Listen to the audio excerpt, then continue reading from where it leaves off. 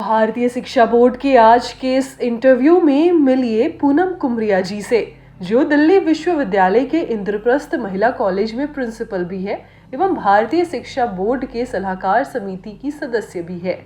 इन्होंने दिल्ली विश्वविद्यालय और ओस्लो विश्वविद्यालय से अपनी डिग्री प्राप्त की है। इन्हें centre for development and environment Oslo Norway में अनुसंधान अनुभव से भी मान्यता प्राप्त है। इनका शोध उन मुद्दों पर केंद्रित है जो प्रकृति द्वारा प्रदान किए गए अवसरों को अनलॉक करते हुए वन संसाधनों और इसके प्रबंधन के विवादित क्षेत्रों से संबंधित है। उनके काम के लिए दिए गए सम्मानों में national association of geographers of India की ओर से 2005 का यंग जियोग्राफर्स अवार्ड, 2019 में green mentors UN solution summit द्वारा पैट्रन ऑफ द प्लैनेट और 2021 में प्राकृतिक संसाधन प्रबंधन में डॉक्टर सर्वपल्ली राधाकृष्णन सर्वश्रेष्ठ शिक्षक पुरस्कार मिला हुआ है।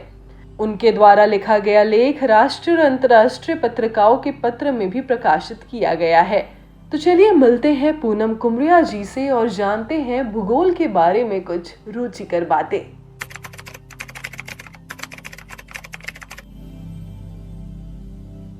भूगोल जो है उसमें भौतिकी और मानव दोनों की ही शिक्षा का एक कंबाइन सम्मिलित होता है। इसको हम किस तरह से है एक जो ज़मीन पे हमें चीज़ें दिख रही हैं उसको हम किस तरह से जोड़ सकते हैं, ये बहुत इम्पॉर्टेंट है। जो भारतीय शिक्षा बोर्ड की जो पाठ्यक्रम आ रहा है उसमें किया गया है, जैसे कि बहुत एक सिंपल सी क्यूरोसिटीज़ होती हैं जो आज के संदर्भ में समाज में दिखती हैं, चाहे हम वो महिला शिक्षा को लेके देखें या अगर हम देखें कि हमारे जो मंदिर हैं वो जितने भी स्पेशली जो सन टेम्पल्स हैं वो उनका लोकेशन क्या है, उनकी रीजंस क्या हैं। तो भारतीय शिक्षा बोर्ड इन जो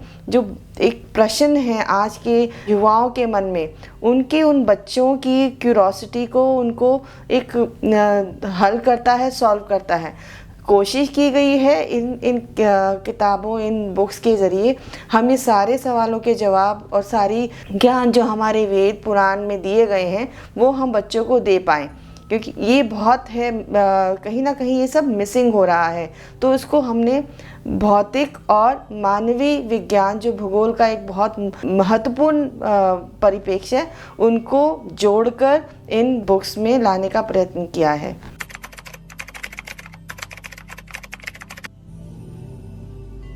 वैश्विक संदर्भ में देखा जाए तो वसुधैव कुटुंबकम का जो मूल मंत्र है आज भी उतना ही सार्थक है जितना कि वो वेद पुराण के समय में था जब इसकी परिकल्पना की गई। आज भी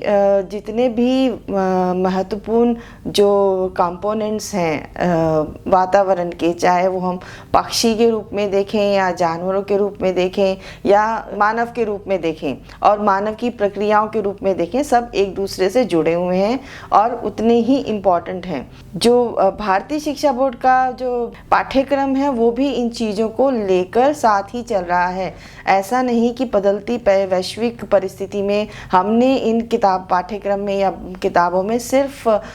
वेद पुराण को ही लिया है, बल्कि हमने जो भी समस्याएं आज के संदर्भ में संसार में चल रही हैं उन पे पूरा फोकस किया गया है। जैसे कि जितने भी क्लाइमेट चेंज की हम बात करें तो हमने उसके रीजंस दिए हैं कि क्यों है, कैसे है, और उसको हमने एक तरह से उसका जो सॉल्यूशन है, जो उसका हम हल निकालना है, वो हमारे वेद पुराणों में भी दिया हुआ है। तो उसको लेते हुए आगे हमने कैसे बढ़ना है, जैसे कि बहुत सिंपल एग्जांपल है, हमारे घरों में ही हमें पहले सिखाया जाता था कि जो सब्जी है, फल है, इनका जो कूड़ा है वो हमने गाय को या किसी जानवर को देना है, उसको कभी भी हमने कूड़ेदान में नहीं फेंका। लेकिन आज हम प्रॉपर वेस्ट मैनेजमेंट का एक प्रक्रिया शुरू कर रहे हैं जो एक संसार के हाई लेवल से लेके लो लेवल तक चलता है, बट हमारे तो ये संस्कृति का पार्ट है, कहीं ना कहीं हम उसको भूल रहे हैं। तो इस पाठ्यक्रम से हमने उसी चीज़ को दोबारा से एक रिवाइव करने की कोशिश की कि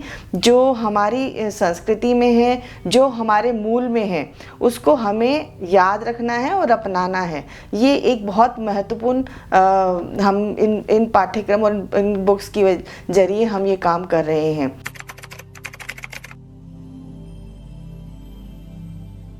जनरली अगर हम देखें तो जो भूगोल पढ़ाया जाता है स्कूल्स में, इवन जो यूनिवर्सिटी लेवल पे इस चीज़ को पढ़ाते हैं, तो हम एक बहुत ही सूखे तरीके से कि ये जगह यहाँ है, ये जगह यहाँ है, और ये नदी ऐसे बहती है, नदी बहती है तो उसका स्वरूप कैसा है, बस यहीं पर कहीं लाकर बातों को ख़त्म कर देते हैं। लेकिन हमारा जो भूगोल है वो कहीं ना कहीं हमारे इतिहास से जुड़ा हुआ है, और ये हमारी पूरी कोशिश रही है भारतीय शिक्षा बोर्ड की कि हम इन सबको एक बड़ा इंटीग्रेटेड करके प्रस्तुत करें। चाहे हम वाराणसी की बात करें, चाहे हम अयोध्या की बात करें, तो उसका संदर्भ, क्योंकि कहीं ना कहीं इस चीज़ को हमारे जो पुराने उसमें था कि मैथोलॉजी करके हमने छोड़ दिया, पर ये हम देखते हैं कि हमारा इतिहास, पूरा का पूरा इतिहास अपने भूगोलिक स्थानों पे आज भी मौजूद है, आज भी है। चाहे हम वो श्रवण जिनका वध हुआ अपने माता पिता को ले जाते हुए जिस जगह पे हुआ, उनका हम मंदिर देखें, चाहे हम जो हमारे घाट हैं उनमें जो सांस्कृतिक उनकी जो एक अपनी पहचान है उसको देखें, तो हम इस शिक्षा बोर्ड के माध्यम से हमने ये कोशिश किया है कि हम पूरे अपने भारतीय संस्कृति को, भारतीय शिक्षा को, जो एक मूल स्वरूप था जिसमें एक जो एक जिज्ञासा को बच्चे की पूर्ण करता था, उठाता था, ताकि वो बच्चा क्वेश्चन कर सके, बच्चे के पास प्रश्न हो, उसका हल जानने, उसके आंसर जानने की उसके अंदर एक कौतूहल होना चाहिए, क्यूरियोसिटी होनी चाहिए। वो ये हमने शिक्षा बोर्ड के जरिए इसको बच्चे के अंदर लाने का प्रयास किया है, ताकि हमारी जो एक समाज है वो बहुत जो इनोवेशन या डिस्कवरीज हमने पहले की थी उसी लेवल पर आए, जो हम शायद पिछले कई सालों से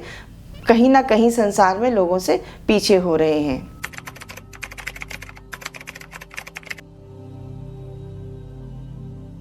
भौगोलिक शिक्षा एक हमारे हिसाब से तो टोटली अप्लाइड है। हम ज्योग्राफी को एक क्लासरूम में बैठकर एक 2-4 किताबों से पढ़कर नहीं पूरा कर सकते हैं।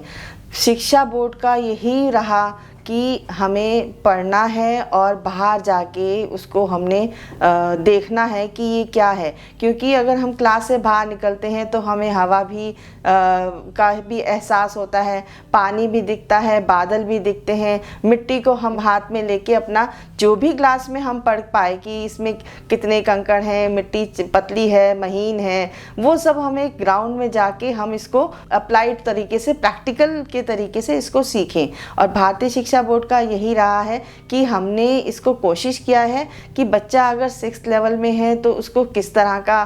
एक अप्लाइड एक्सपोजर देना है, अगर वो 7th में है, 8th में है, तो हर क्लास के स्टैंडर्ड के हिसाब से हमने भूगोल को बहुत ज़्यादा ही एक तरह से प्रायोगिक उसमें लाए हैं, ताकि बच्चा जो क्लास में अपने अध्यापिका से जो कॉन्सेप्ट को सुन रहा है वो जाके वो देखे भी, ताकि उसे याद करने में मुश्किल ना हो, उसे पता हो कि मैंने ये देखा है, मैंने अपने हाथ से किया है। पानी है तो पानी का टेम्परेचर क्या है, पानी का pH वैल्यू क्या है। अगर टीचर ये सब क्लास में पढ़ा रही हैं तो बाहर बच्चे को जाके वो इंस्ट्रूमेंट हाथ में दिए जाएं, ताकि ये बच्चा खुद जाके देख सके और उसको महसूस कर सके। जब हम किसी चीज़ को महसूस करते हैं तो उसमें एक अपना ज्ञान जो है वो अपने आप ही आ जाता है, हमें उसे एक रट्टा मार के याद करने की ज़रूरत नहीं रहती। और भारतीय शिक्षा बोर्ड का यही एक जो सिद्धांत रहा है या एक कोशिश रही या कहें हमारा मेन ऑब्जेक्टिव रहा कि हमें इस चीज़ों को एक लर्निंग वे में लाना है। ये नहीं कि हमें रट्टा मार बच्चा याद करे और फिर थोड़े दिनों बाद भूल जाए। तो वो जो शिक्षा है बच्चे की ज़िंदगी का, उसको हमें हिस्सा बनाना है कि आज वो जो सीख रहा है वो कल भी याद रखे, हम जिंदगी भर याद रखें और इनोवेशंस कर पाए, जो इनोवेशंस हमारे देश के लिए, हमारे संसार के लिए और सभी मानवता के लिए बहुत काम आए।